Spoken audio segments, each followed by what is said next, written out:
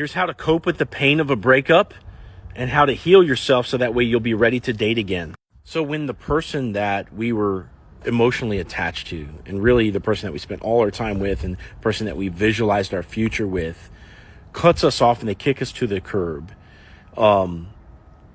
there's a lot of things that happen, and denial is going to be one of them because, we have hopes for, reigniting the relationship. And so the first step is to accept that the relationship is over. As a dating coach, I've seen that typically, ex-girlfriends will come back around into the picture, usually within the first 2 months after a breakup, depending on, what mistakes have been made and, how often the guy has reached out and all this kind of stuff. It can happen. They can come back around.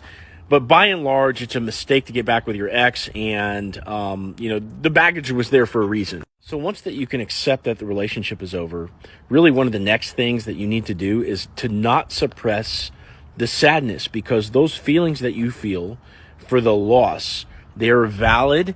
They're there for a reason. You loved for a reason, and you lost your love, and that legitimately hurts. If you don't acknowledge that the love was real, and that there is real loss there, your ability to love the next person is going to be impacted because you're not honoring what was there and what was lost. Now, if at any point when you're feeling all these emotions, you start to feel anger as well, you have to allow yourself to feel that as well, because that person might have had some responsibility in this decision, in this situation. They could have tried harder. They could have fought harder. They could have had more grace for you. They could have inspired you to be a better person, right? There's all these things that could have happened, and, there might be some anger there on your part, and you should allow yourself to feel that, without lashing out, but allow yourself to feel that as well. One thing that you need to know while you're feeling these emotions and mourning the loss of your relationship is that anytime that you're idle, your brain will have a way of just like spinning the wheels.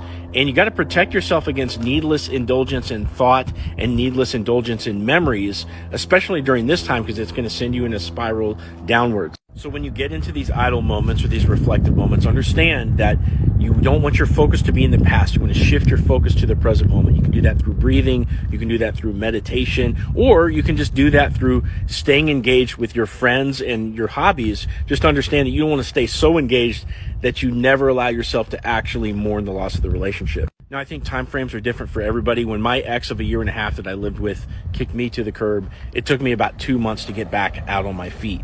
So take your time, but then once you're back on your feet again, you need to be dating other people almost immediately. Once you're back out there, you'll see that there's hope for you and hope for your future, and you won't miss the other person.